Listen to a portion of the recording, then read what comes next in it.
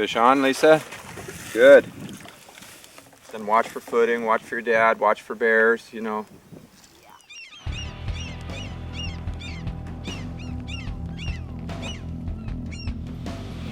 You know, there's so many variables with numbers of fish that are coming up, what kind of winter we had. You know, is this sow gonna show up next summer with 3 new cubs? Next thing you know, it's an aggressive bear the following summer because it's got new cubs.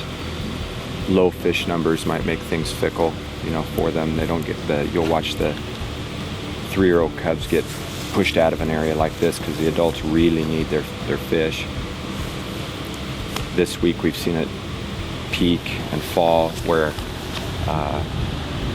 you know, every big bear needed their fish and they were really going after them hard.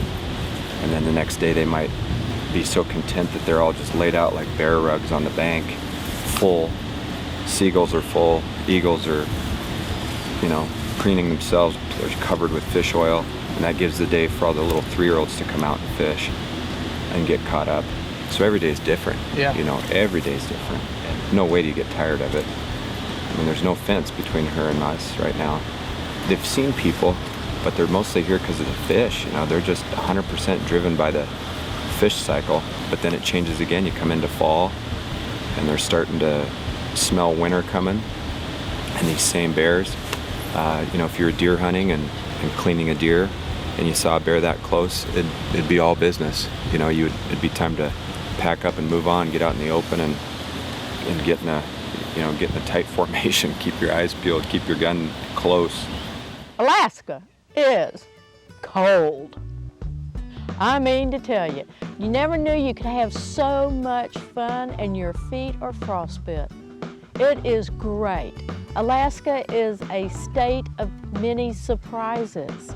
Never knew that the colors could be so vivid here, even when you're cold.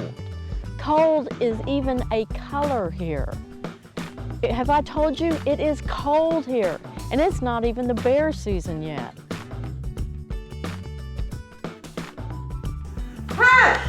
Do I have to hold the line with the other hand? Betty, do you know how to use a spinning rod? I did. All right. Until y'all asked me. Well, how does it work? Well, you undo the bail on it, you do that, and don't let go of the pole. What do you do with the line? The line goes out with the hook. Yeah, but when you open the bail, you got to hold the line. When you undo the bail, you have your pole like this, and you have your thumb on the line, and you do like this, and then you go like that, and you release the thing, and you hope it doesn't kink up. Actually, your finger works better. Where are the Snoopy poles? No Snoopy balls. Now, do you think this will help if we get attacked?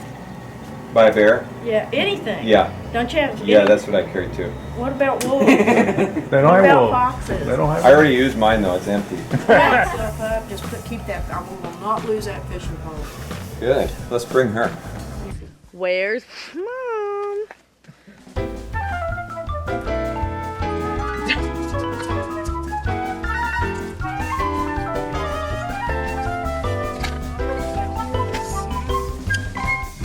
Bye, daughter. Hang on. Turn the other way. I can't video and do this at the same time. I'm laughing. You're going to laugh too hard. Bye, I love you. Remember, keep the camera rolling. You're welcome. All right.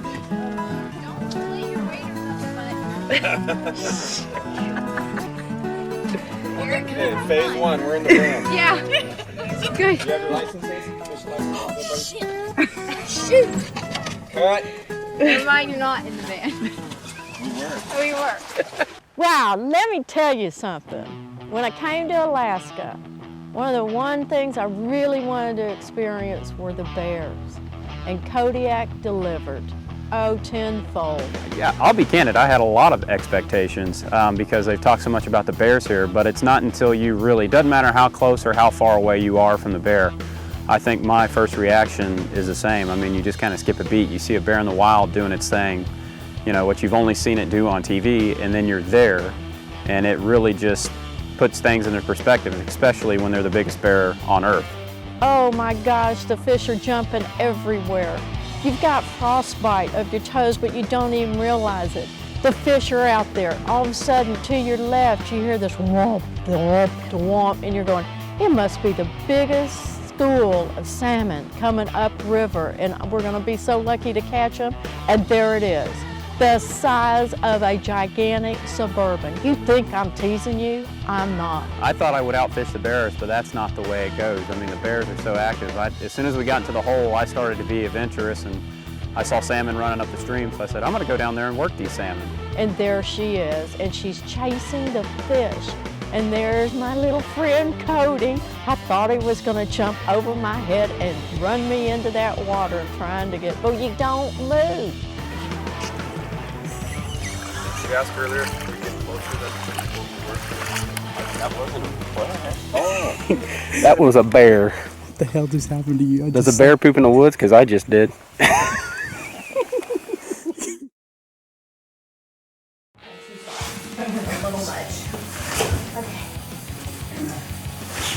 Now remember, do not run.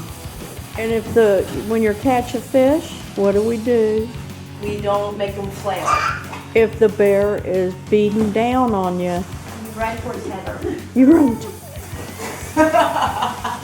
Remember Paybacks a bitch. Remember that time in the woods? fish on. Remember that time in the woods, Heather, that Dad scared us at the outside and you threw me in front of the bear? Remember that? Guess what's gonna happen today? We'll be going potty in the woods. I hope I don't have to wipe my butt with a paper towel. All right, girls. I've got toilet paper with me. Let me say here at Larson Bay, the big draw is that you can do all sorts of different fishing. So we went, up the river fishing for salmon. You can go to the lakes and fish for salmon and all different types of fish. But then you can also go out to the bays and even the open ocean and fish. So you get a little variety, and we hit it all.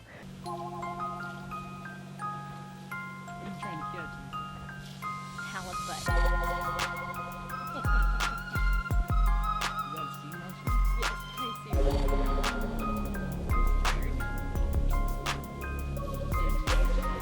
Yes, I'm gonna have to reel it. Oh no, it's not. Oh, my arm's tired. Ready? Yes, I haven't even caught anything.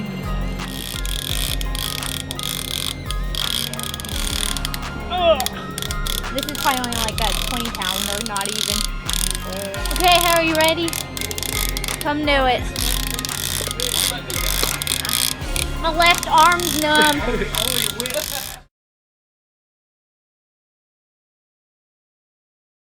We've spent 10 days in Alaska, and we've seen a very small fraction of what's in Alaska and what Alaska has to offer. Most people, when they think of Valdez, of course, they think of the Exxon oil spill, which was horrible. But what they don't know is Valdez is one of the most beautiful places I've ever seen in the world. The drive into Valdez is spectacular. You come over a mountain pass and drop down through lots of waterfalls and glaciers, and you end up in this very picturesque harbor surrounded by big mountains. You have the Columbia Glacier and the next fjord over, which we were fortunate enough to take a small boat and go up to the face of the glacier, which was very exciting. Saw lots of whales jumping all around us, sea otters, stellar sea lions. We really enjoyed Valdez and had a great time. The movie Titanic comes to mind when you talk about a big ship and a glacier or iceberg. This gentleman was willing to take us within about a half mile of this glacier. This was the Columbia Glacier, and as you can see, it is calving, meaning that you see partial pieces of the glacier at any time are breaking and falling directly into the ocean. What a sight. It was enough that a half a mile away that it would start making enough wave that the boat would start moving literally.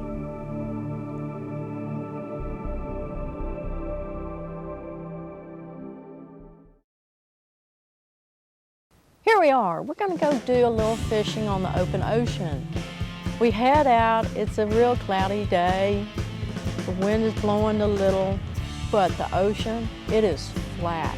And all I could think of is it's a shame Lisa and Tony couldn't be with us. Yes. We're excited. We're going to the cannery. Get some action shots. Fish being boiled and shoved into a can. Real exciting. Have I mentioned to you Alaska? It is cold. And my feet, my hands, and Wes, our great guide, he's like, Betty, you doing okay? You cold? And I'm like, well, no kidding. But all of a sudden, there's Heather, and her pole just bends straight down. And I'm like, oh my gosh. And she goes, I just have the bottom, that's all. Halibut, it wasn't a halibut at first, it was a stingray. So we started to work the stingray off the bottom, and the captain was convinced because it just wasn't going anywhere. It was just hovering to the bottom. We couldn't get it to come up, and then it slowly made a kind of a run, and he kind of got a little curious and said, hey, maybe this is a fish. So then we've got this gigantic fish, and I'm telling you, that pole is so kicked down, and then I see it. And I'm like, oh my gosh, that thing's the size of a Volkswagen. Heather, don't lose it. So I'm reeling, and my arm was already taxed from the 2 fish prior, and I mean, it's shaking. So Cody goes over and grabs the pole, and he's holding the pole, and I'm reeling, and basically I say down, and he puts the pole down, and then he lifts up for me, and I reel down, and we get a look at this fish, and Wes goes nuts. He's just like, this is a huge fish, this is a huge fish. So now he's excited, the whole boat's excited. You know, don't lose it, Heather, don't lose it, Heather. I could tell she was looking at me begging for some mercy. So I grabbed the end of the pole and start lifting it up and just help her start working. The stingray still at that time, possibly, maybe, 5% chance it's a big fish. And sure enough, it comes up to the boat, but its white side of its belly was showing. So I was like, a stingray, because I'm kind of leaning over the hedge, helping her work the pole. Then it flips totally vertical, and I see the opening of its mouth, and it flips over, and our captain, Wes, just went berserk, for lack of a better word. Placing the line, I'm going to try to get this on the reel if we can. Knows that's a big fish. This is no joke. We got a clear house on this one now. Look, you're going to have to back up, because when she gets him up, You're gonna spear him, right? yeah, and this ain't going to do nothing but piss him off. Holy cow, that thing's a huge monster. Yeah. And it took a joint effort, we got it up, and they have to harpoon it. I mean, this fish, they're so big and they're flat, so it's like reeling up a sail. I mean, you have no help whatsoever. It saw the boat, got excited, made another probably 40-foot dive, and then Heather worked it back up to the top, and he stuck it with a harpoon, and that was it. It was really all she wrote. I think he stuck it right. We pulled it right up into the boat, and it was then when we realized we had about a 200-pound halibut in there. It is magnificent. I'm like, my gosh, that halibut is so huge. And we throw it, it does the whole back end of this boat. Have I mentioned to you Alaska? It is cold, but right now it's not. I've got all this blood rushing through you and the adrenaline, and there's Heather, and she's going, whew, I did it, and it was exciting, and all I can think about is, that sure is gonna taste good cooked up.